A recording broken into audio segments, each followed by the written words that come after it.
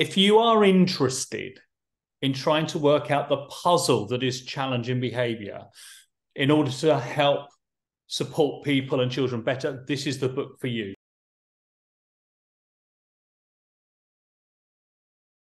It is designed to be read and of use to parents and to educators and to nurses and professors, as well as psychologists and psychiatrists and therapists. So what you can learn from this book is all the research over the last 50 years from America and the UK and Australia and all these wonderful professionals around the world that have really scratched their head and say, we can solve this. And what it says is the research shows that actually challenging behavior is a form of communication, that if we can understand the message, we can support the child and the adult better. Because what you can learn is there's a reason for the behavior to happen. It's a lawful process, challenging behavior, in the same way that learning to ride a bicycle, you have to do certain things. And this book will teach you how to understand that, how to work out the message, and then how to support the child or the adult better.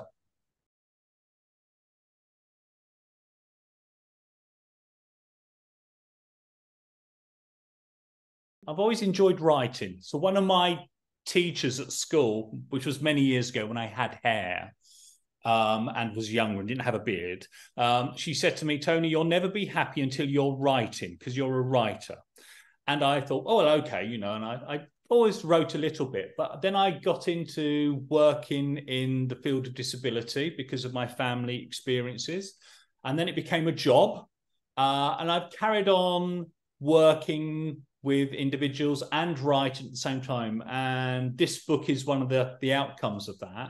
It's fascinating because actually what people with disabilities and the reputation for challenging behavior need, they need our creativity and our imagination to understand that a better life is possible, that if we change how we work and how we think of people, we can bring around radical change.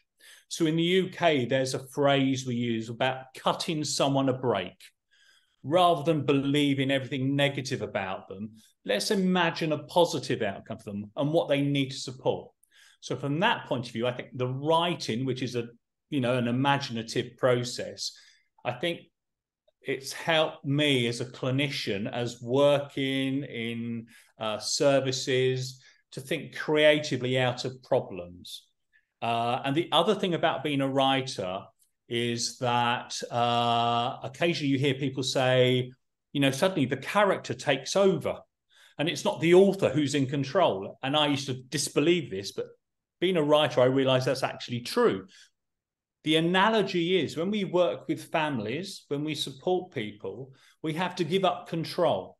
We have to work in partnership with people and let these people whose stories it is actually shape the narrative. So there are lots of parallels. So yes, you need to be slightly creative in our work, and I think that helps.